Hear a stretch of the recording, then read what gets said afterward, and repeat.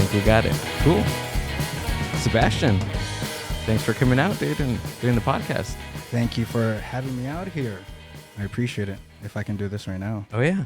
Thank you. I don't think we did that outside. No. It was straight business. Straight. We weren't even smiling or anything. I know. I was just like, hello, I'm here for the interview. Get back here now. It's in the back. Get in the back. Dude, you know, for the longest, I thought you and Bernard were brothers.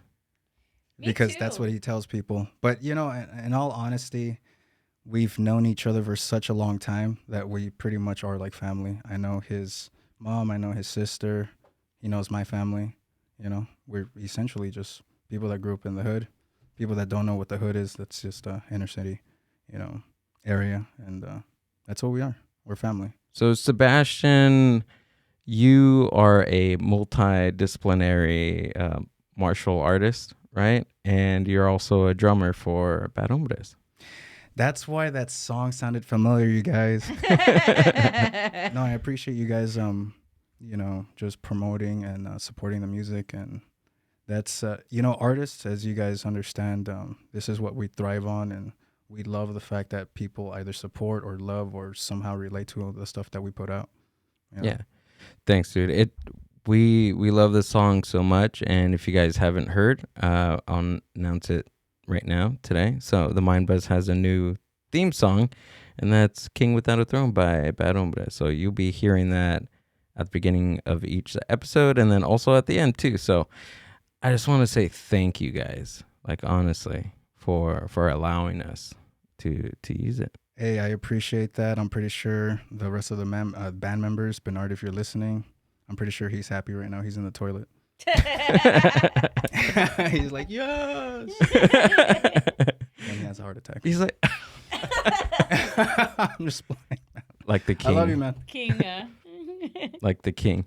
But how long have you been doing jiu-jitsu, dude? If I'm saying that correctly. That's a good question, man.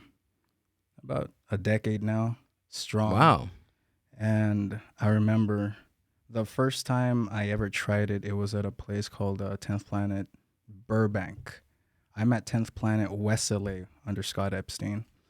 So when I went to 10th Planet Burbank, I got my ass beaten up so bad that I didn't think that I was actually going to come back, but I ended up just loving it. There's something humbling about the whole experience and trying to overcome adversity and trying to come back and be successful with things that get into the way, you know, like roadblocks. Or, you know, you can translate that into any part of life. But that's what I was addicted to.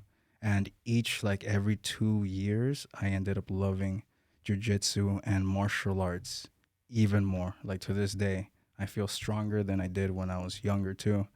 And it's all like a discipline as well. And it's translated into my life as far as me being happier, me being more fit, me being more serious about my life.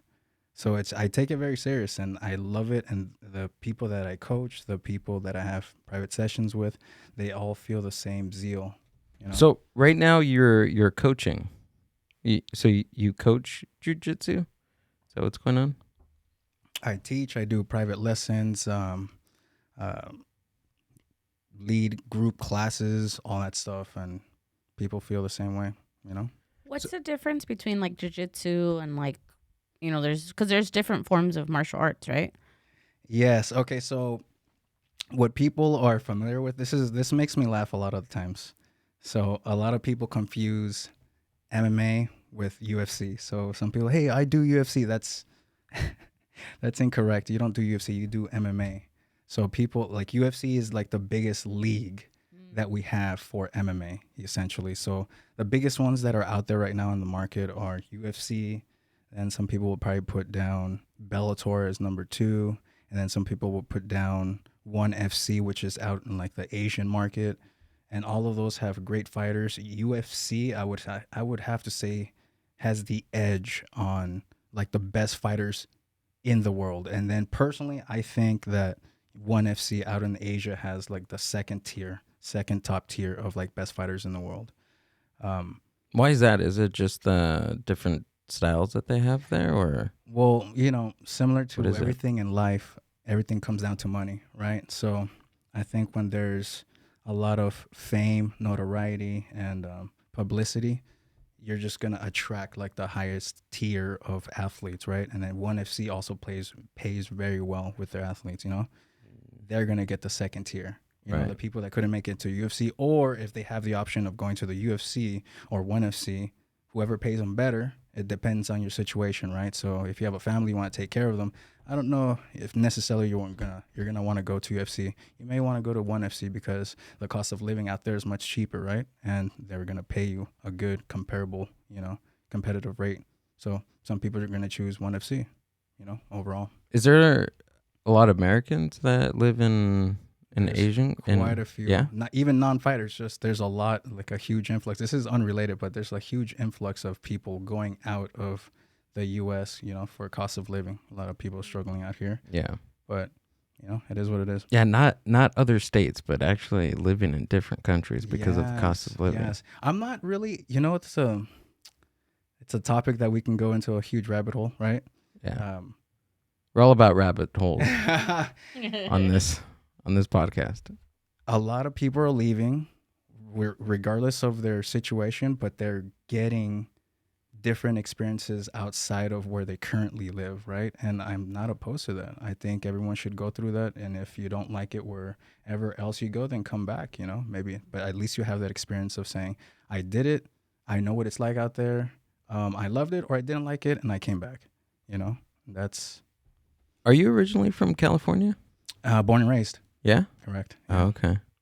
I feel like you're from a different state. I don't know why. A different state? Yeah. No. No, it must be the accent. I'm a bad... Everything was foggy from that night we hung out with you guys, so he might have some misinformation from that night. It's the North Carolina accent. Or the Texan accent. I don't know.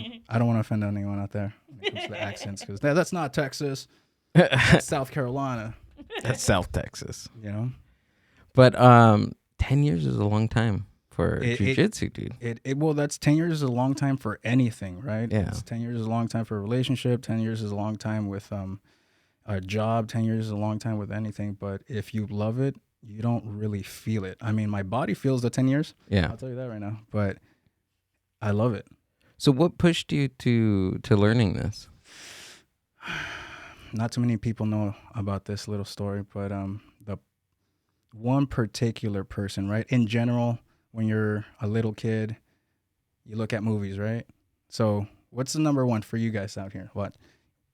Number one mixed martial artist or just martial artist that comes to your mind? What's his name? Don't say Chuck Norris, please. No, the Asian man, the one that... Bruce Lee? Yeah, Bruce Lee. Bruce Lee, right? For me, and I know Bernard's going to be laughing right now when he hears this part because he always makes fun of me for this one. It's Jean-Claude Van Damme. Oh, okay. Okay. So when I was small, all of his movies, everything about him, the way he kicked, the way his confidence, all that stuff, that's what really just got me into the mode of like, what is he doing? How is he putting his foot all the way up there? How is he knocking out people without his hands? Bloodsport was probably You see, that's exactly one movie that I'd watch when I didn't have to go to school. I don't know why. It was always on some funny. certain channel. For me, it was just novellas when I... Yeah. I don't know. I watched The Price is Right. You didn't see that one, girl. Or Come on down. Jerry Springer. Jerry Springer. Without my mom knowing. You said it was I Love Lucy too, Yeah, right? You watched all of them? I remember watching I Love Lucy. If you didn't watch Jerry Springer when you were a kid, then I know you're lying to me. Uh-huh. Yeah. I know everybody watched that. And if you're Hispanic, for sure, Jose Luis and Censura. Come Jose on. Luis y Censura. The same Wait. Mexican version. Oh, that's the Mexican The version, Mexican right? one. Where they used to like pay people. We knew, I think one of our neighbors, they're like a bunch of brothers, and they would pay you to go onto the show and like heckle people. So you'd get like, I think like $50 if you like yelled, and then like 75 if you like stood up and ran like you were gonna get in a fight. Yeah. And then like 150 if you fought. Make sure you run into the security guard, okay? So they can stop you. So they would go and they would like when they needed extra money and then they would like sign up and if they got chosen and then they would like fight on Jose Luis and stuff like that. Oh, that's awesome. Yeah, I was like, I didn't know that. You know, it's funny. It's almost like as if at this point, it's almost like everybody knows someone that got paid to go to Jose Luis Institute. Right? It's crazy. Like, think about this. Like, you guys are from this area where I'm from, like LA, and even you guys know someone that has been on that show. Yeah, exactly. It was one of those extra cash making shows. Amber's been on that show. No, I wasn't. I was With too a little. different rig every single time. Yeah. So people don't She recognize threw a it. hot dog at somebody. This time I had sunglasses. Yeah. Well, that's where that girl came out, the Jack in the Box one. All those memes, the Oh, the Jack in the Crack Jack girl? in the Crack girl. She was on Jose Luis. Yeah. Damn, that doesn't sound familiar. I think I stopped watching at that point. No, it's like a sound bit that they made, and Yeah. she's like Jack in the Crack. Have you heard of Fool's Gone Wild? Fool's Gone Wild? Fool's Gone That Wild. sounds familiar. Is it on Instagram? I think I Yeah, did. on Instagram. It's an Yeah. Instagram page. Can you refresh my memory? Pull it up, I'm Amber. pretty sure I've seen it. I've probably laughed at it. It sounds familiar. Let me see Fool's if it's Gone on. Wild. It's probably on YouTube for Is sure. it like the Mexican version of like World Star? Yeah. Yeah. Like back in the day it was. They kind of like changed their marketing tactic back. There you go. Look, they did Oh, that's a song. But see, here it is. Look. Well, they made it into a song, but They that made was- it to a cumbia? Uh-huh.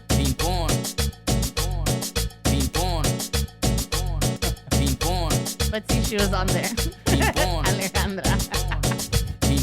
Wait, you know this lady? No, I'm just reading her name. Jack in the crack.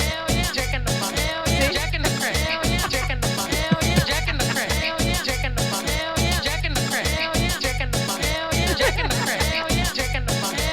But yeah, Jack in the funk. that's the Wait, Jack in the ¿qué dice Crack. ahí? It says screwed up? Screwed up. Like screwed up cumbia. Híjole. Jack in the Crack. Imagine doing something like this. Not Wait, doing what exactly? What are we talking about? like the girl. Imagine going onto like a TV show, Yeah. right? And unknowingly, like you turn into a meme for like millions of people to see. Imagine how crazy is And that? that must have been like over 10 years ago, Yeah. right? That Well, episode. it's essentially the same as that. Remember that girl that went on to Maury, I think, and she became like a famous like rapper, and then she did like OnlyFans or something like that. Oh, Do you know that's- what I'm talking about? That's That, Dr. like, Phil. Meet me in the She was on back. Dr. Phil, yeah. Yeah. Wait, what was it like? Meet me in the. Catch you Meet me. outside, Oh, there we catch go. you Catch outside. you outside. That was her Yeah. catchphrase, right? Yeah. It's the same thing. It's Bad crazy. Baby. Bad That's her Baby, name. That's her- uh-huh. Yeah. Am I thinking about Bad Bunny? Is that someone else? No, Bad No, Baby that's It was one of the bads. Or one of the bunnies, right? It's one or the other. yeah, and like I think like the first day that she opened her OnlyFans, she made like $1 million. She or broke. something like that. Yes, yeah, I remember reading that she broke the record for I don't know because she was like one of the first ones on it. And like, just imagine that though. I know, Yeah. That's crazy. Like off of like a TV show, a daytime TV show, to rapper, and then that's it. Like she just blew up. Well, Yeah. the one because they did like a mini docu of where are these people that the memes that kind of blew up and stuff, and one of the family members, I don't know if you guys remember, but the big African American guy, the one that's like really really dark, and then he's like really buff, and he's sitting at like the edge of the bed, and then they do all these memes about him. Oh wait, didn't he die? He passed away. Yeah, Right? so he had passed away when the meme kind of became famous. So it started popping up, and then all the family was like, "What the heck? Like, what's going on? Like, he's been dead for like 5 years already." So the family kind of talked about it and all that. and he's stuff. still making money. And he still was making somehow. money. Wow. I So mean, the family's like making money off of his picture still? I mean, at that time they were, because people started using it for like campaigns and stuff like that. Wait, For what was- campaigns? What kind of campaigns? what was his I don't know. initial like claim to fame? I remember that image. He was a porn star. Oh, he was? hmm Oh, okay. Yeah. So the family wasn't new to No, him being on. him being. Oh, they knew. They yeah. knew. Gil, they knew. Just trust me. I thought it was just a random picture of some guy on the edge of the bed. That's what I always The thought too, hammer. but apparently There's real people behind the scenes, the cameras, and with all the that pet stuff. iguana. No, that was him. That wasn't an iguana. Oh, okay. Gotcha. Yeah, but he was a porn star. Oh, okay. Oh, that makes sense then. Mhm. I thought he was just a normal guy, you know? A normal guy's not that big, man. I know. Yeah, we're thinking about it. It's like, oh. Yeah. That's funny. Would you fight him? If he was alive and said, Sebastian, I want to alright. fight you. Listen, let me put this on the table right now. I do not like fighting people. However, I am not afraid of fighting anybody. If my life is on the line, if I have to protect myself, if I have to protect my family, I'm going to do it. Yeah. That's just, there's a switch. I think most like people in mixed martial arts can do the same thing. There's a switch. You just have to handle business. That's it. You have to. So, like, give me a percentage. Like, most of the people you train, 23. I don't know. most of the people that you train, like, what are they doing it for? Like, for health benefits, for, self-defense, Right. athletic reasons, working out, exercising. What is it? Okay, that's a good question. I think from my experience, let me give you the whole gamut of things first, right? Okay. To cover I'm going to answer your question for sure. There we go. But there's in my whole decade of just training, there's been people that try martial arts for maybe about like a year, maybe sometimes even a month. And I'm talking about, you'll get close to these people, they're cool, and then they just stop coming. I don't know what happens, life gets in the way, right? Then there's people that I've trained with or I train, they just stick with it. They excel so much that sometimes they become like real threats to, like even like higher belts. It really depends on like your body physique, your stature, your like determination and all that stuff. But I would say that a lot of people do it for self-defense purposes and to, stay healthy or to find something else. Like in general, the gym, if you go, sorry for all you gym rats out there, but sometimes the gym is boring. This offers that same type or caliber of workout, but with more like strategy. If right? you were to describe it as a workout, like what would it be? That's a very good question too, but I need more of an elaboration on that question. What do you mean? Like, is it strength training? Is it cardio? It's all of the above. Honestly, It's all of that that's and more. literally everything. It's everything, but a little more. Yeah, you're right, because there's strategy behind it. There's 'cause it's like you're like- playing chess. It's like Okay. human chess, and that goes to MMA, that goes to striking, that goes to jiu-jitsu especially. It's people think that we're dumb. I don't know if that stereotype is still out there, but most of the people that train nowadays, we're very sharp, we're smart. I mean, you have to, You know, right? you In order have not to get hurt or to think what your next move is or what your opponent's next move might be, right? I mean, you have to be thinking. It's not just mindless throwing punches or kicks or whatever, right? Exactly.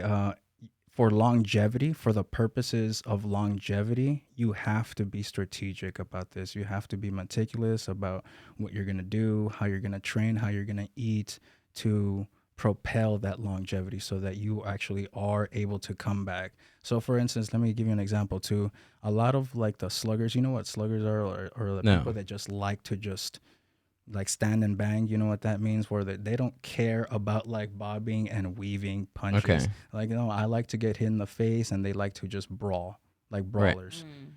Those people never last. They always have some sort of like brain injuries, concussions, because you're not looking at it as a strategy. There's something beautiful. Like for instance, like one of my favorite fighters of all time, for me personally, some people will say John Jones, but I liked Anderson Silva, the way he dismantled. For all of you out there that are interested in like MMA or striking, if you really like look at the way Anderson Silva like broke down his fights or his fighters as well, it was like watching a butterfly at his prime.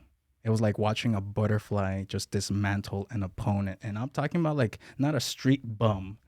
You know what I mean? I'm talking about high level people. Like, and when he was in his heyday, he was a sight to see, honestly. He was something else. Oh, if you look at the top right there, like Vitor Belfort, he was the first person in the UFC to knock someone out with a front kick.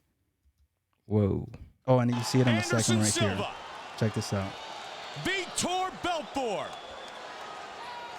How long is the fight right there?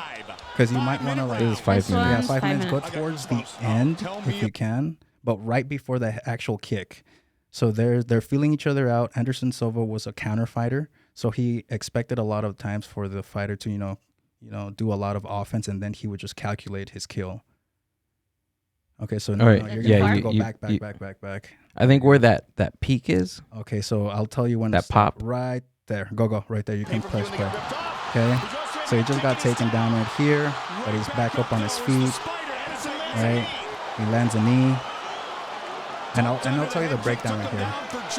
Okay. A split second. Now they're starting to open up. Look at the way he evades most of his punches. Outstanding head movement by Anderson. Like we said, second to none. Look at that. Oh, He front kicked him in the face. Right, I gotta say that again. Look, you have to understand too. Like, Outstanding head movement by Look at that. Anderson. Like we said, second to none. that was just like so quick with his left Kicked him in the face. Absolutely right. with his left foot. Was that his left? Kick to the face. Anderson Silva. and that was the first time that anyone had ever done that in the UFC. Really? Yeah, the first To the time. face. Whoa. And they had a very heated rivalry because they used to train together. They're both from Brazil. And then along the lines, they diverged. Yeah. This is why he's coming back to just, I don't know, give him some sort of respect. For a long period of time. Look at that. Bam. Whoa. And mind you, he didn't see that coming. He was expecting a low kick at that point, and then it just comes up to his chin, and that's why it just It's looked like. almost Vitor expected it to go to the body. There you go. Oh yeah. I mean, he saw it coming. He didn't even move. Right to the chin. Incredible. And then after this fight, I think there was like 3 other fighters that ended up doing the same thing. Yeah, he wasn't expecting that because he was looking at him like straight in his eyes. They were like locking eyes, and then a foot comes out of nowhere. So here's the thing. Here's the Knocks him setup out. that he did. Okay. Since it was the first time, so what Anderson Silva did here was that, like I said, he was a master at just misdirecting you and your eyesight, right? So what ended up happening here is that he was looking at Vitor Belfort's leg. So if you're the opponent, you're going to be thinking like, oh, I see what he's trying to do. He's going to try to kick my leg, right? So he just misdirected his hips and went straight down the middle and then ended up connecting with his chin. And that's what you see that Vitor Belfort didn't even try to block that. He just didn't see it coming. And that's what I'm talking about. That, to me, seeing stuff like that type of fights, or those type of fights, that's beautiful to me. That's strategy, that's chess, that's like at the highest level too. And we're talking about Vitor Belfort, who was one of the best fighters in history. Like, he's going to go into the Hall of Fame if he isn't already. How do you like when you do go to fight and things like that, like how do you not, because I'm thinking of myself, right? I'm not an angry person and I've never fought in my life, but I feel like, I don't know, I feel like I would get way too into it where like this anger might come out to me. I mean, is that part of training too? Of Like, how do you separate the passion from the yeah, like sport? anger of like hurting someone and things like that. I mean, is that ever? Because I don't think it's not anger, right? It's That's a good point right there. I will say that leads me to say something here too. Most of the people that do train, we all come from some sort of trauma or anger, right? That you're trying to work out, right? Especially if you stay in the game for so long, right? We come from some sort of trauma. Let's just be real about this right here. So everybody has anger, right? Everybody chooses to deal with it certain ways. Some of them can be detrimental to your health and your body, and there's healthier outlets, right? But this is my outlet. I find it to be healthy. Like I told you guys before, I'm a lot happier than I've ever been before, But if you have anger, I definitely implore you to visit your local gym and see if you end up liking it. And here's the other thing too. Some gyms are not going to give you that same vibe. So I would definitely recommend visiting more than one gym if you're trying to get into martial arts. why is that? Is there like a different culture between different gyms? Is it just the me- trainers? Like, what is Let it? me put it to you this way. You It's guys like finding a new car, right? Oh, You okay. got to visit dealerships. You got to fill them out. You Take guys them are for foodies, test right? rides. Yeah, Yeah. All right. You guys try different restaurants, right? absolutely. But the point of it is you still like food.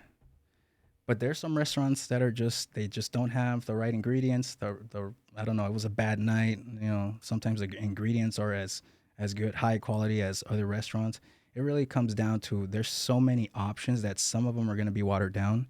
Some of them are going to be owned by instructors that are, I don't know, they're just not at the caliber that you want them to be. Or sometimes, you know, situation is that, you know, maybe they don't care. How, like, for a beginner, like, how would somebody even recognize that? Like, for me, if I walk into a jiu-jitsu gym not knowing shit, and how would I distinguish, oh, this is a good teacher, this is a bad teacher? The first thing you do when you go into a jiu-jitsu gym is you go like this, hiya! In karate. All right. Don't tell me that, because I will do it. I'm like, please don't tell them. I will do it. Sebastian told me to. Kia! That's what you do, and you do like a sumo stance too. Kia! Okay. No, you just look, honestly, the best advice I'm telling you is visit around like 5 different gyms, because at the end of the day, you have to vibe with that gym, their people, and that gym has to vibe with you. So if you just think that you go to one gym and you say, I don't like jiu-jitsu, or I don't like striking, or I don't like MMA, well, you didn't give it a chance. Right. You know, you have to try different gyms out. There's going to be one, you like the people, you like the coach, you like the students, you like the staff, you like the whole, or maybe just the actual like geography of it, like the actual, you know, interior design of it. And sometimes that's what does it for people too, you know? So That's give it interesting. more than just one shot. That's what I'm saying. You know? Like one shot, like at different places? No.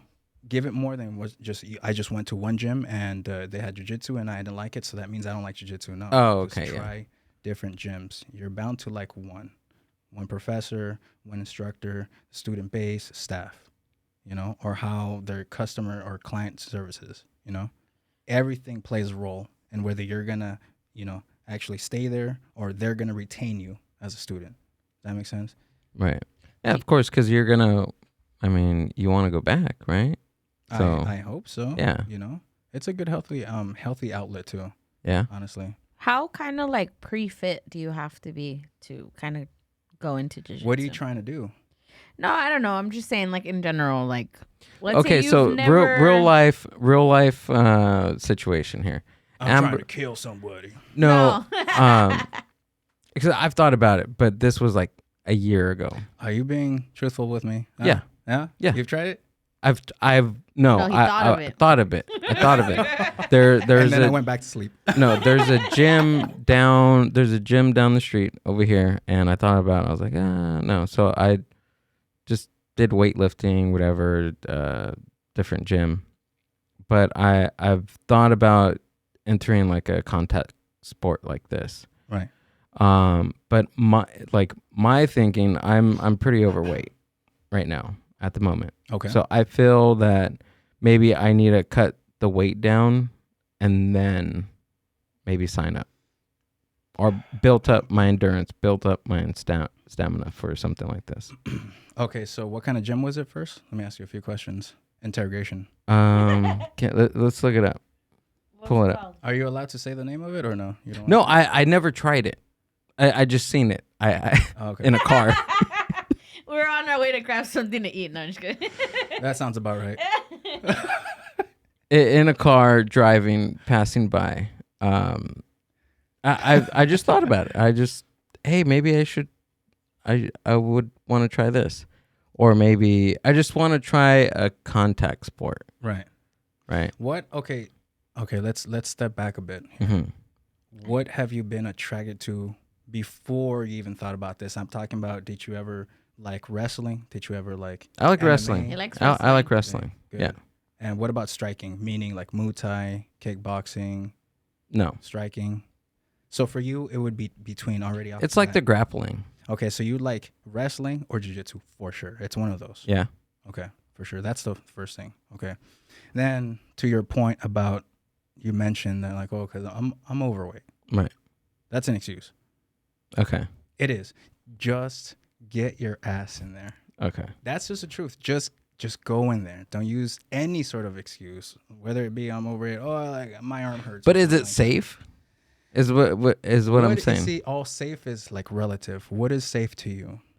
Because any contact sport. No, this is real. This is real. I'm glad you're bringing this up because if you're playing baseball, what are you at risk of? Baseball, just in baseball. A Getting hit by the ball going Yeah. at like 90 miles per hour, Yeah, hitting me correct. in the But how face. many people still play it though? Hundreds, millions. Exactly. My point is, you're going to get hurt, Right. and there will be injuries in every major sport. Gotcha. In every sport. Same thing with football, right? So it's the same thing with MMA. It's the same thing with jiu-jitsu too. You know, you're gonna have your little injuries, sometimes to big injuries, but that's something that you accept. With a combat sport, is it gonna hurt a lot more? Is the percentage a little higher? Yeah, it is. But if you end up like gravitating towards it, you actually love it, you have the passion for it, you're going to come back. You just are. Gotcha. Okay. Just go. I really implore you. I'll give you a private lesson if you want one of these days. Okay. I'll Just take you up on try that it. offer. Just try it. You may end up loving it. Not even liking it, loving it. Loving it. Like I said, there's I get a pretty lot of people obsessive. that I encounter that just Uh-huh. they love it. That's it. They keep coming back. They keep coming back. Okay. All right. I'll take you up on the offer. I I'm am still here thinking about it. I'm still overweight. on the way to get some food. Still overweight. So here. you mentioned something earlier off air when we were kind of talking about mental health and the correlation between like jiu-jitsu, right? That was between us Oh, in private. Not playing. I was like, were we not supposed to say it? Hey, you didn't say it. I asked before, what can we not Yeah. talk about? We got the list. Yeah. It was a huge long list, you guys. But you want to kind of touch bases on that? Because I know like any, right? There's people that run and it's for mental health. There's people that, Right. you know, just need to be outside and it helps. But how does jiu-jitsu, like for you or for people that you've seen, kind of, how does it help? I think combat sports in general is a good way to release a lot of demons. And I use that word intentionally when I say demons. You know, like I said, a lot of the major people that have remained in the space, we come from trauma, right? One way or another. And it's one of the best ways. Like I said, so when I go to regular gyms, it doesn't do the same to me. It doesn't have the same effect. But battling someone strategically, methodically, meticulously, like human chess, there's something that's in the genes or something like that, you know, that helps you just deal with issues. You can talk to my woman, like she'll know, like I'm a lot calmer. It just takes all that stress out, right? So like some people drink to de-stress, some people smoke weed to de-stress. I just fight. That's what I like doing, and I'm a lot calmer, a lot happier. And I know it sounds odd to say that, but it's the truth. Quick story too. I had a friend, actually a friend that I started out with. He was going through his own like demons, and he took his life on July 4th. And there's gonna be a few people listening to this podcast. You guys know who I'm talking about. And since then, I have made more of an effort to like reach out to friends, because you realize that you are in a niche, like a niche society, niche group of people. You guys are very close to each other, but sometimes we're embarrassed of like reaching out, you know, or embarrassed of telling someone else like, hey, I'm going through this. You know what you can do though? Just reach out and say, hey, you want to hang out? You want to go for a hike? You want to go get some food? Just reach out. And sometimes I hope that makes a difference, right? But other than that, just getting onto the mat, just hitting each other in the face, or, you know, like sparring each other or rolling with each other. Rolling is in jiu-jitsu, or randori, they call it sometimes.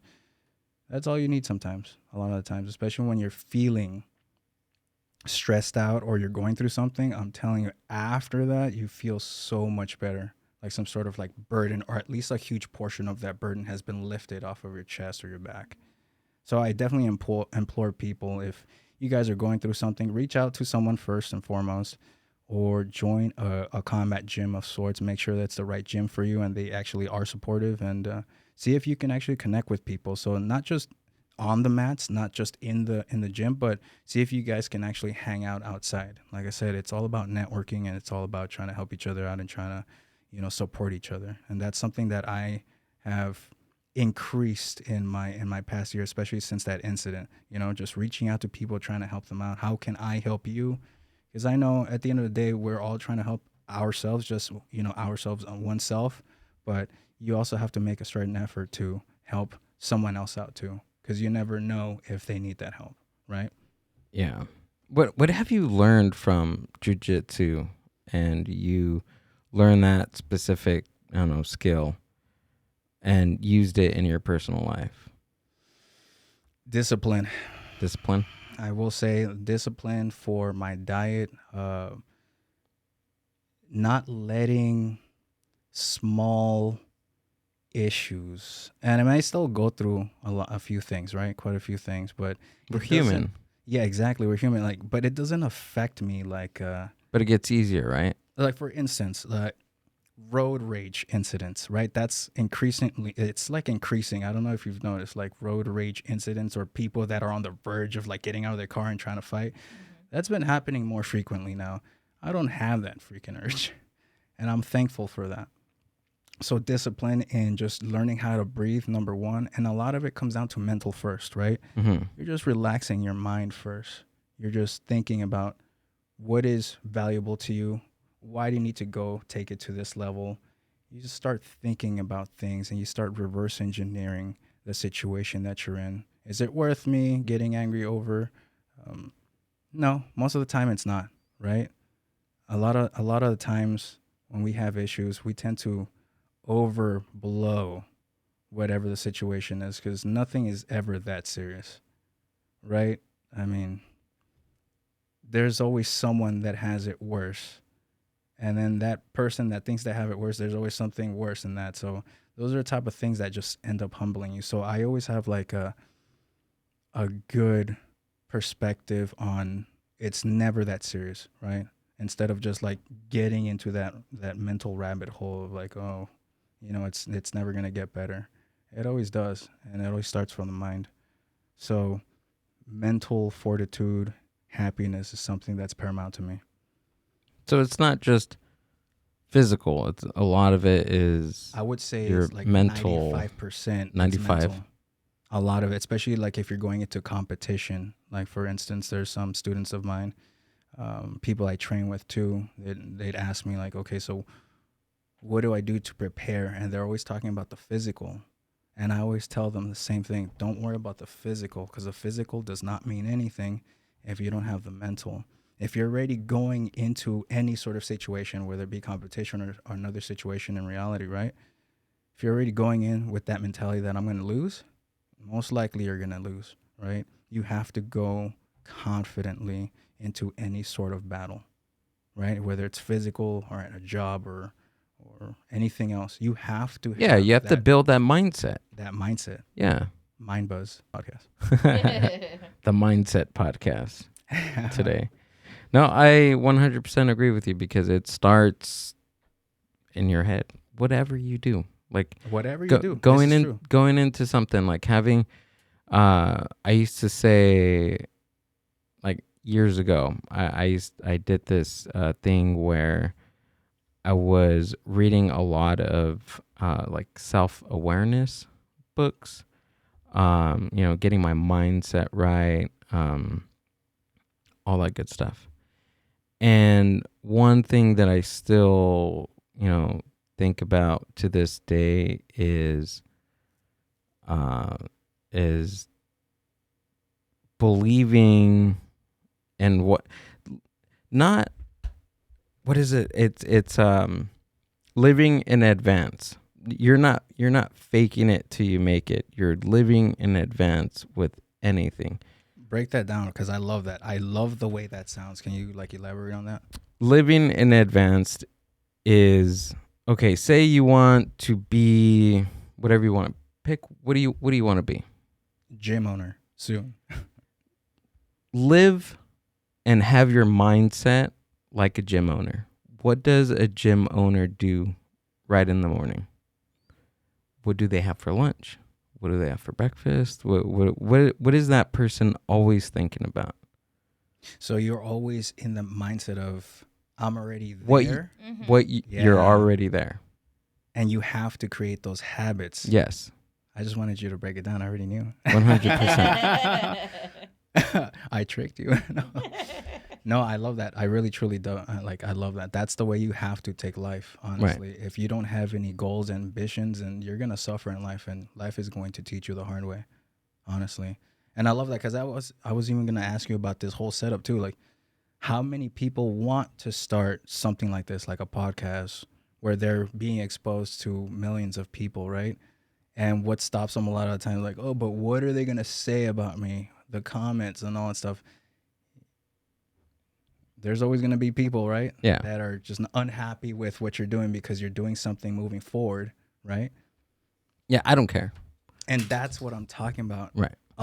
Almost every successful person says the same thing. I don't care. I know that I want to do this, and I'm going to go forward and do it. Right. And I think that's a mindset that most people should have, honestly. Oh, yeah, absolutely. But they don't, because I think most are so focused on other people. They're not focused on what they want and what they're trying to do, what their goal is. The focus is not on the goal. The focus is on the reaction to other people. And, excuse me, unfortunately, that plagues a lot of people. That I'm going to say that probably plagues, 90% of people, And I've seen, for instance, for me and my Instagram, I am not a social media type of person, right? I've just never been that way. However, I train with people that are studs in Instagram, and they tell me the same thing. Just post. There's some people that I follow too, like Gary V. You guys know him. Oh, yeah. Same thing. And he says the same thing, like, you guys are too effing worried about what other people think about you. And that's true. Yeah. When it comes down to it. So when you end up doing it, you get rid of a little more of that, like, oh, what if? No, just do it. Just move forward. Take action, right? So reading a bunch of books, right? You can read a ton of books. It don't mean anything if you don't take action, right? Right. As So I know this setup that you guys have here, this is not easy. But you guys did it. No. You found a way to do it. Right. And I respect that. That to me is success. So whatever is successful, I'm going to gravitate towards. Yeah, I also seen a meme like the other day or something like that, something on Instagram, where it said, was it the big black dude again? Yeah. Looked like he stopped. Gil's like, but yes. covering that, there was a page, and he quoted that as long as you're moving forward, no matter how quick or no matter how fast or slow, you're still moving forward, right? There's movement. Micro improvements. Right. So I like that. Some people want to leap Mm-hmm. like 2 steps or one whole step, and that's not the way progression works. It's usually like little baby steps. There's a reason why they use the word baby, because it's small little micro progressions and improvements, and then sometimes you get into a stride, then you get into another roadblock, but then you continue with those little baby steps, and that's what matters the most. Honestly, you're doing something every single day to improve your life, to improve your family's life, to improve your progression towards something, a goal, right? So right now you are, what color is your belt? I want you to take a guess. Is it a brown? Yes. So okay. I knew that. I just wanted to ask you. I wanted him to say, like, is it a red belt with like blue stripes? Do they have red belts? No, they don't. And kids. Do they? I'm not too keen. I'm not gonna even lie on this one. I'm not too keen on the kids. I've never did a regiment for kids, but I know they have their own set of colors. I should know okay. It. But for adults, it's gonna start from white, blue, and then purple, brown, and then black, and then the different degrees of black. There they are. Oh, there's different degrees of black. Yeah, whoa! And then you end up getting to like a coral belt, which is like Jesus, more than like 30 years in the game. Whoa! But I mean, think about that. That's like someone's career. So you're one You know what I belt mean? away from being a black belt. Yes, and then it doesn't Wow. stop there. There's You know more? what I mean? There's more after a black belt? Yeah, but see, that's gonna be different degrees, right? And then you see like below, if Which you go, one should I choose? that one right there that you were on. Yeah, that one right there. This is one right good. here, adult. So the coral belt, that's I believe after about like 30 years or so. And I'm assuming at that point you're like around like I don't know 60 or something like that. And Dang. if you're still enjoying the game, you still have your faculties about you. I mean, that's quite an achievement, you know. This is why in gi specifically they call these people the people that have black belts and above. They What is call them that? Gi? professors. In Gi gi. is like you've seen judo, right? You've seen judo competitions. They have like the jacket and the pants. Yeah. They're grabbing. Mhm. That's what we call. That's the same thing. It's a kimono Oh, okay. with the actual belts.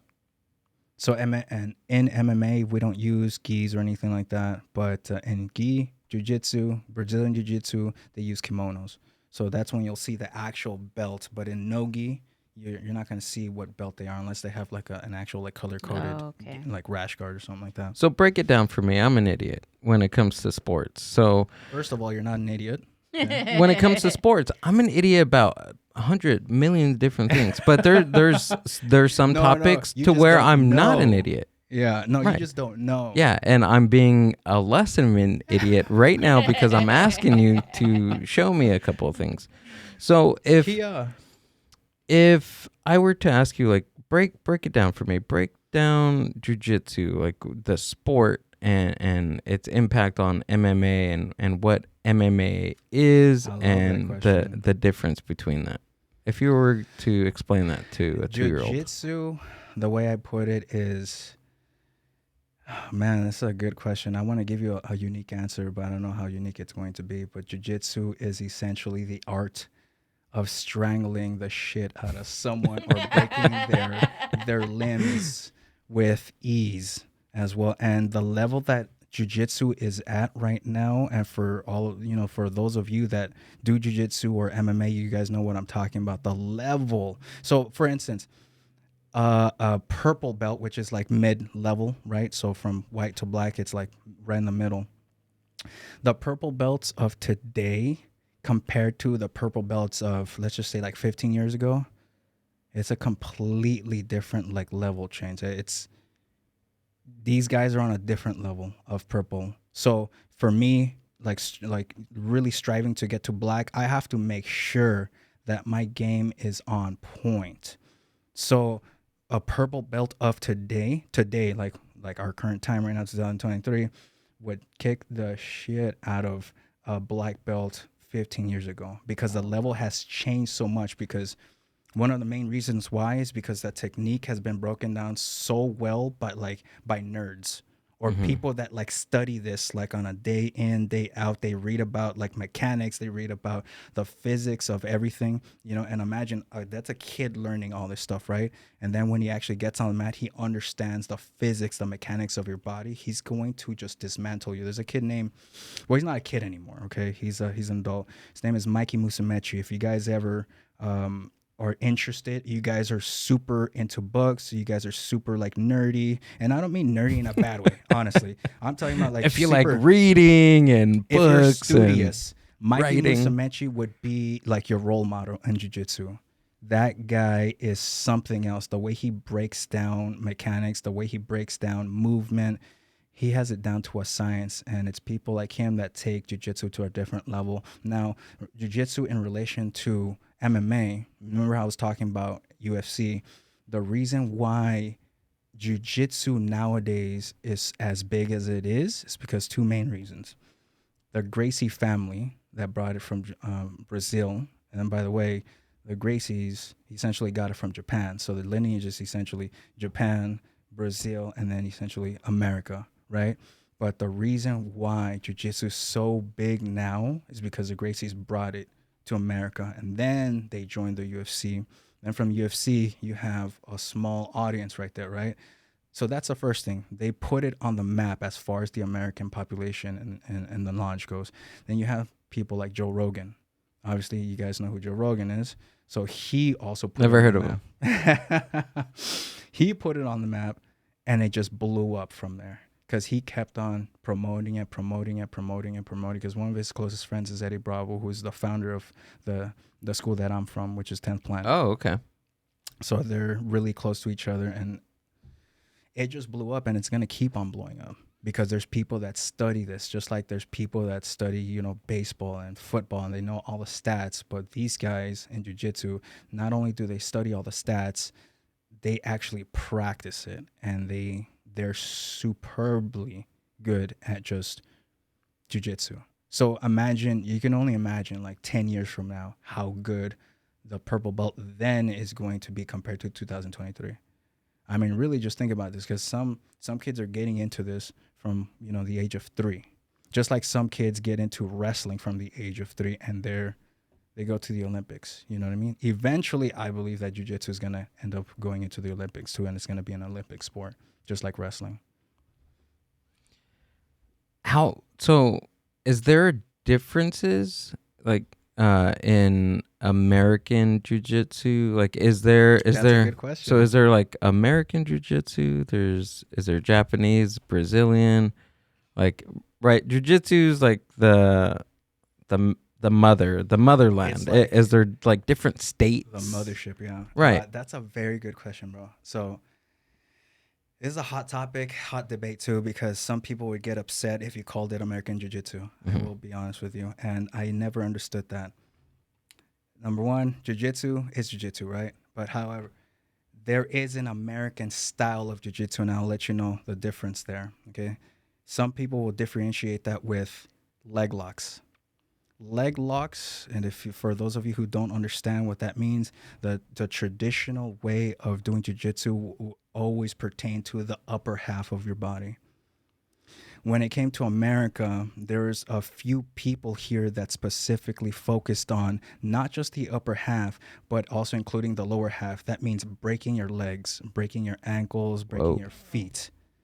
So that in itself created the evolution of jiu-jitsu, and that's what some people would refer to as American jiu-jitsu. But if you're talking to a few Brazilians, to them it's still just going to be jiu-jitsu, right? I mean they're technically right. It's still jiu-jitsu. It's just the evolution, just like any sport, right? But some people don't like the fact that you're calling it American jiu-jitsu because they want to call it Brazilian jiu-jitsu. But then the Brazilians got it from Japan, so it doesn't matter because it's still all jiu-jitsu. It just evolves. So is it like a different style of at the core moves? See, it's not different. At its core, it's still the same thing, right? You're still going to use the same principles to rupture someone's elbow and arm or dislocate someone's shoulder. It's the same thing.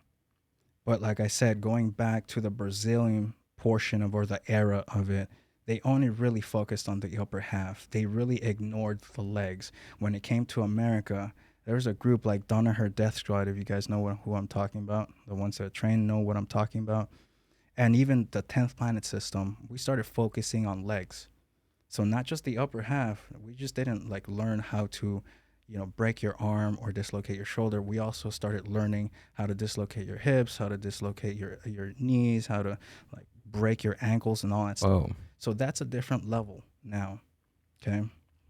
Someone like Mikey Musumeci started creating different entries to things that we have been doing on a regular basis. And it's out of the box thinking that keeps the sport moving forward and evolving. Because it only takes one person, right? Just like in basketball, the Kobe's, the LeBrons, they're always doing something a little different, and that pushes the sport to a different level. Same thing with tennis, with the Williams sisters, right? They changed essentially the game of how people play tennis, and now you have to catch up to them, and then the new generation catches up to them, and now they're gonna exceed, right? And then now you have to catch up to the new generation, and so on and so forth. So it's all jiu-jitsu at the core, but there's different styles, and it moves forward in different parts of the world. Nature versus nurture. So is a person born a good jiu-jitsu, or is it training? I love this question. Like say you are you've trained since you're 3 years old, you're 21 now, and can you be as good as somebody that has just trained for 5 years? Do you want me to give you the honest, Give me raw the truth? Sebastian honest answer to that. The truth is, Is this a hot topic? I don't mean to put you in any hot water or anything. It is a hot topic because some people don't want to look. Reality is reality, right? Some people will definitely be more predisposed to just doing better at certain sports or better at specific sports like jiu-jitsu. Sometimes you just have the genetics for it. Sometimes you have the long arms. Sometimes you are born with the genetics of strength. Doesn't matter where you're from, right? Sometimes you just get that genetic lottery. And that's going to lend itself to you being successful in anything that you do, in any sport that you do, because you just have some sort of athletic prowess, you know? To answer your question, great genetics mixed with hard work, it's a sure thing you're going to be a champion in whatever thing you do, especially in jiu-jitsu or MMA. Like someone like, I'm going to bring up John Jones.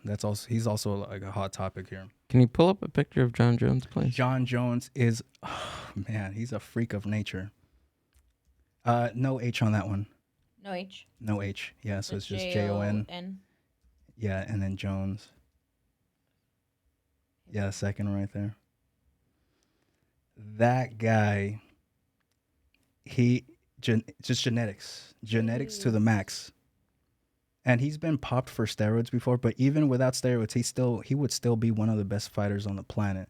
He just recently moved to heavyweight after being he looks champion at 205 for the UFC. He moved up, right? He looks bulkier in some early, heavier pictures. Okay. And this guy has brothers in the NFL, so you can only imagine the genetic makeup that he comes from. Right. So he destroyed everyone he has gone against. Everyone. Look at the way he just ragdolls people. Okay, and once again, these are fighters that have been fighting for years. And that's just something that you really can't you just can't train for. Unless like he doesn't want to do it anymore, then you have a chance of beating him. But he's so competitive that it's going to be hard for him to lose anything. You know, he's just built from that cloth of I'm going to win everything I want to win. But he's genetically gifted. Okay. Plus hard work too. Yeah, that makes sense. I mean, the reason why is because I wanted to bring parallels between learning guitar or learning or painting as opposed to somebody in art school for X amount of years versus somebody just picking up a paintbrush and being the next Picasso. Listen, there's other factors too, right?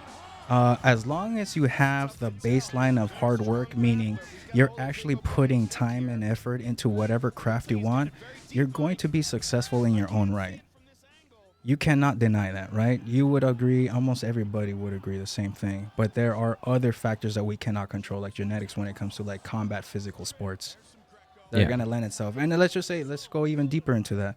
If you're an artist and you're like some sort of avant-garde artist and I don't know, maybe some people might consider you like autistic, you have some sort of, mental advantage because you just extremely focus on your task, and then that's what helps you create, there's different things that we can't help, Yeah. But especially training is one thing, right? Having the mindset of a competitor. Yeah, because you can't teach that. We have a lot of people that come up on here and they're like musicians and they're like, oh, anybody can play as good as and honestly, to me, I don't. And again, it's maybe I'm gonna piss some people off, but I don't think that everyone is good at everything, and that's okay. No, that's okay though. Exactly, that is okay. You have to find something that you're good at, and here's the thing though: you have to put effort into trying to find something that you gel with, that you actually enjoy doing. Just put your time into it, put that effort. Shop around, right? Shop around, but dedicate that time to it first, so that you can actually say, yeah, I don't like Oh, this. okay. I see what you're saying. You know what I mean? Try it out for like a bit of time. Yeah, It'll it was be like good. me the last time we were talking that I told you guys, or I had told our guests, I've gone through the drums, I've gone through clarinet, I've gone through piano, and then I realized, all right, I'm not good at music and I don't like it. Turn that music off. Yeah. No, it's crazy that you're bringing that up because people, for people that don't know too, I play drums. They have seen me play drums. Wait, let me ask you something. What do you think of my drumming? I like it. Okay, It's cool. I like your style. thank you very much. All right, I've tried other instruments.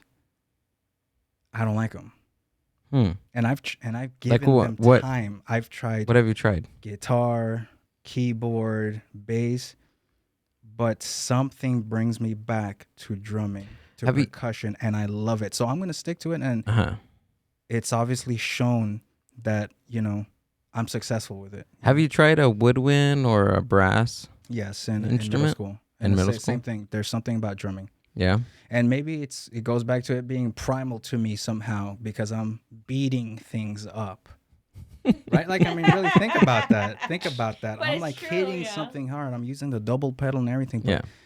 that's what I'm drawn to, and that's what makes me happy, and that's what I'm going to stick to. Right. I think that's so cool. Honestly, like it's always been my like something that's always gone in through my head because I'm thinking about it right now. When like if I were to see you down the street, like I'm not gonna say, oh, this guy, but if I see you down the street, I just think like, oh, he's a normal person, like, But given the circumstance, like you said earlier, it's like you can freaking like take someone down, and it's crazy that we're walking amongst people that we don't even know can like Yeah. dismantle us or I don't know, I think it's cool. It's like almost like a superhero, right? That they don't know that they're the superhero until it's like needed or something like that. Like that's kind of cool. It's interesting that you're bringing that up because the truth of the matter is too is we are somewhat like not superheroes, but your human version of superheroes. You don't understand how freakishly strong we are. Okay. And funny stories too. It's funny that I was just talking about this earlier on today because I had a private earlier on. And we were talking amongst the people that were there. You'll have big, yoked or buff dudes come into the gym and they expect to mop the floor with everyone there. And a lot of the times, they're the ones who end up being used as a mop. And I'm talking about big dudes, right? Big dudes. And guess what? A lot of them, like 90% of them, don't even come back because you're hurting their ego. They're so used to being in control of someone that's smaller or someone that looks like, scrawny or something like that. But these guys, I'm telling you, we are freakishly strong. And like I said, we are some of the nicest people you'll ever meet. But we all have a switch. You cross that line, it's going to be hard for us to like really just slow down or calm down. Has that happened to you before?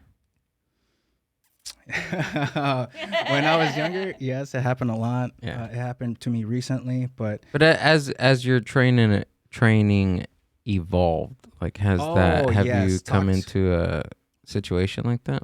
situation like what exactly? Somebody, shoving Oh, you or trying to start? trying to trying to what's be crazy? aggressive with you.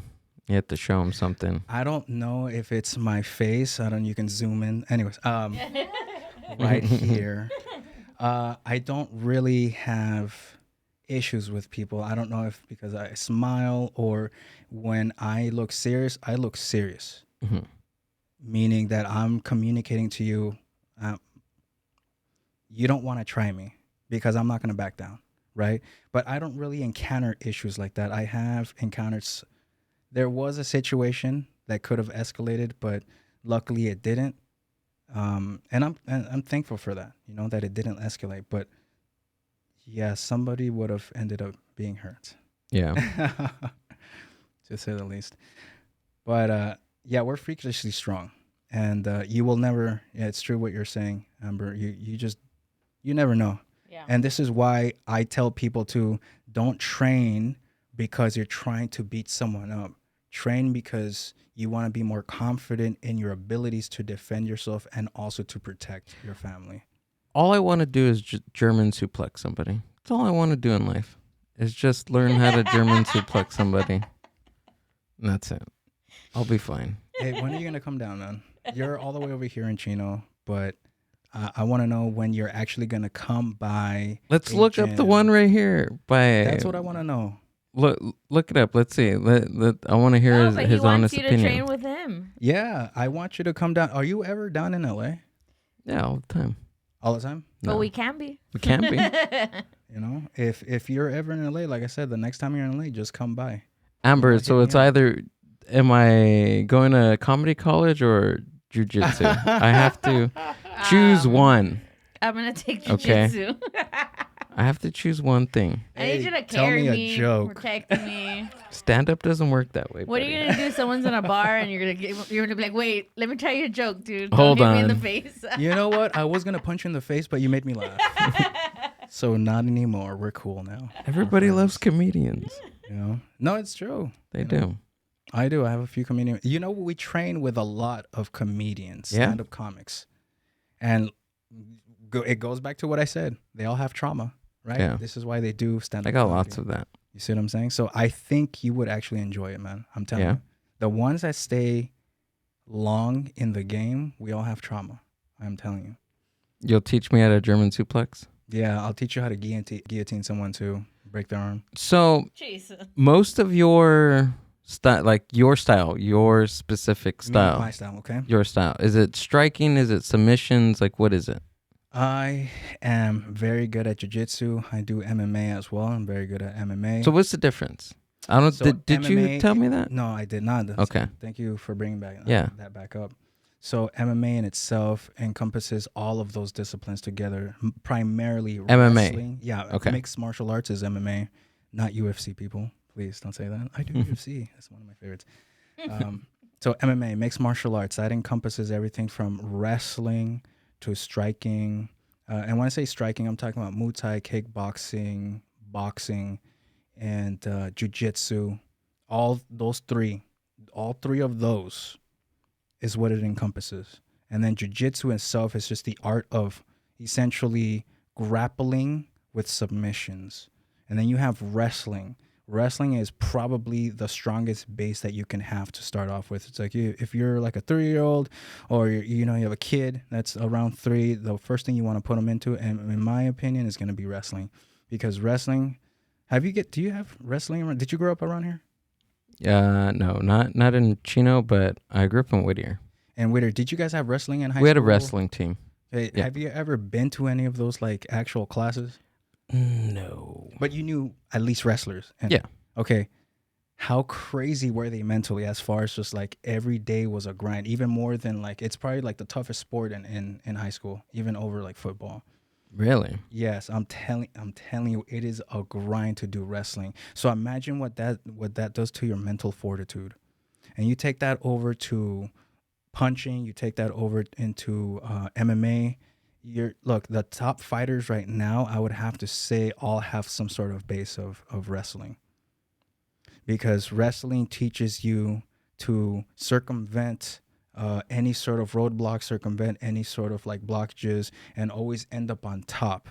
Meaning you're raining down punches or you're just in an advantageous position. Right. Does that make sense? So wrestling is probably the best. I would not recommend starting off with jiu-jitsu if you are, if your kid is around 3 or something like that, because then they're going to get used to just flowing, right? And you don't necessarily want to learn how to flow when you're that age. You want to know how to go from a disadvantageous position and make it into an advantageous position, being on top. And then from there, you can kind of just start flowing with submissions because you already have the safety of being on top and surfing. I call it surfing on top, meaning if the person on the bottom is bucking or trying to punch on top, you're actually pretty relaxed because you're at an advantageous position for an arm bar or just to rain down punches. So what's your style? You're more a striker? All of them? I'm telling you. You're everything? I'm good. Yes, but I love jiu-jitsu. If there was one that I could just pick, it would just be jiu-jitsu. Yeah. I love it.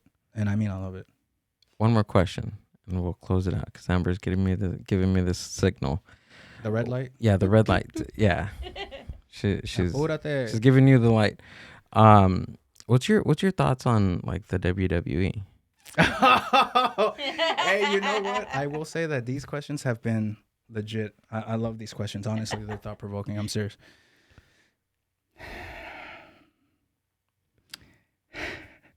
This is gonna upset a few people, but it's not a real sport, man. I don't. It's entertaining. That's all I'm gonna say. Okay. I told That's you, it. foam doors. It's entertainment. It's on. It's entertaining. Yeah, that's it. It's That's it. changed, right? But I mean, it does have to take some kind of physical, right, like activity for them to kind of do some of the stunts that they do and things It's like that. you know what they are more of, if anything, they're more of daredevils, right? So they put themselves in situations where they're okay breaking their necks. Yeah. But is there any like strategy behind it? Not really. Like I said, this is gonna upset people, but there really isn't. You're just more prone to not caring about whether you break your arm. I care. Right. Me personally, as an athlete, I care about breaking my arm. So I'm gonna do everything in my power. Yeah, because their opponent is stop. not trying to break your arm. Everything's planned. Everything there's And there's a lot of blueprint. freak accidents that if you know what I'm talking about. Right. You know, even when you try to plan things, but you're more of a daredevil at that point. Right. You know, You're a stuntman. You're more not adverse to risk, but you're the opposite. You're more prone to risk, and I'm not like that. I want to avoid getting my arm broken, and their strategy behind avoiding that and then turning it around to create some sort of offense so that once again you're in an advantageous position, you know. But sorry to shatter your heart. Está llorando over here with one tear. Damn. that would hurt. That's sweat. That's not a tear. Sebastian, thanks for coming out and doing the podcast. Thank you man. very much for having me, man. Thank you very much. Appreciate Love it, it. dude. So go ahead and tell us where we can find you and what you got coming up. You guys just please follow me on Instagram, Sebastian Stone Jiu-Jitsu. If you guys are looking for private lessons or even a gym, please ask me. Look, if you go through my Instagram, we have PSF out in Hawthorne, we have 10th Planet West LA in Beverly Hills, and we also have Legacy West Adams, which is on Adams Boulevard in Crenshaw. I'm here to help you guys find the right gym or the right person. It doesn't have to necessarily be with me. I just want to help you guys out. Okay, reach out, and then also on TikTok and YouTube too. Just follow, support. Cool. All the links to Sebastian's stuff will be down in the show notes and the show description on YouTube, Spotify, and all the good ones. I love it, man. Thank you very much. Thanks, again, dude. This is fun. Yeah, this was awesome. I'll take you up on that offer, bro. Just come German to LA. suplex. Yeah, That's it. I don't know why. I just picture that German Shepherd. I think Just that's- barking I for think its that life. can you look up a German suplex? That's when you hook somebody right and flip them over. We Can just you call look that, it up? We just call that the suplex. That's it. Yeah, Yeah. there's a different one, right? Yeah, there we go. Yeah. See, Yeah. we just call that a suplex. Yeah. Yeah. See, it just said how to suplex. You see? Oh, and it's a back roll. No, it's just showing you the prerequisites for you to do that, because it's not easy. You think it's no, there's like hips under the individual. You gotta like make sure you actually throw them over your shoulder and you don't end up on your neck. So all those little exercises, those little drills help you avoid injury, essentially. You see how like Okay. he's always rolling over his shoulder? Oh, cool. Same situation. I'm just gonna do that for like 5 hours. Yeah, do it. You'll probably do it then. You'll probably end up doing it. All right. So all this is in Los Angeles. Los Angeles County. Yeah. Cool, dude. Yeah. Cool sauce. If you guys are interested, go down to the link in the show description. Check them out. Add them on all the stuff. See ya. The Mind Buzz.